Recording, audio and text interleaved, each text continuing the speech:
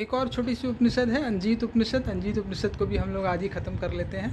तो अंजीत उपनिषद में ऋषि विवेक अंजीत जी से कहते हैं कि अंजीत जी, जब आप दुनिया की सारी चीज़ों को छू लेंगे उसके बाद ही आपको ये बात समझ में आएगी कि दुनिया में कुछ ऐसा है जिसे छुआ नहीं जा सकता, जिस पे आप हाथ नहीं रख सकते, जिसको आप अपने हाथों से किसी भी तरीके से उस तक पहुंच ही नहीं पाएंगे, तो फिर उसका क्या बाल बाका कर पाएंगे, उसके साथ कुछ भी नहीं कर सकते हैं आप। क्यों? क्योंकि वो वास्तव में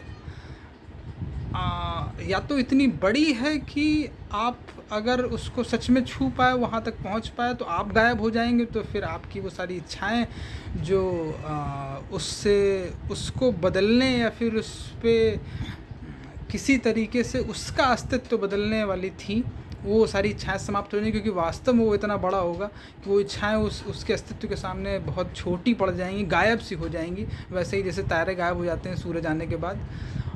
और या तो वो इतना महीन है कि आप उसे छू ही नहीं पाएंगे, देख ही नहीं पाएंगे, तो फिर उस तक पहुँचेंगे कैसे? अपनी इच्छाओं को उस पर किस तरीके से घेरे में ला पाएंगे? उसको घेर नहीं पाएंगे आप।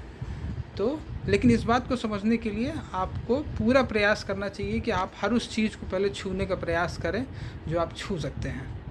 तब आपको ये बात पता चलेगी कि ज़िंदगी में और दुनिया में, इसी धरती पे कुछ ऐसा भी है जिसे इंसान कभी नहीं छू सकता है। आप ही नहीं, कोई इंसान नहीं छू सकता है, कभी नहीं छू पाया है, ना आगे ना पीछे छू पाया है, ना आज छू पाएगा, ना आज से 1000 साल बाद छू पाएगा। कुछ तो ऐसा हमेशा मौजूद है, लेकिन वो तब समझ में आता है जब आप पूरी शिद्दत से अपने जीवन में इस बात की तरफ बढ़ जाते हैं कि मैं हर उस चीज़ को छूना शुरू कर दूंगा जो मैं छू सकता हूँ। ये थी छोटी सी उपनिषद। अगर हम क्लाइमेट चेंज से नहीं मरे तो हम इस पर भाष्य ज़रूर लिखेंगे।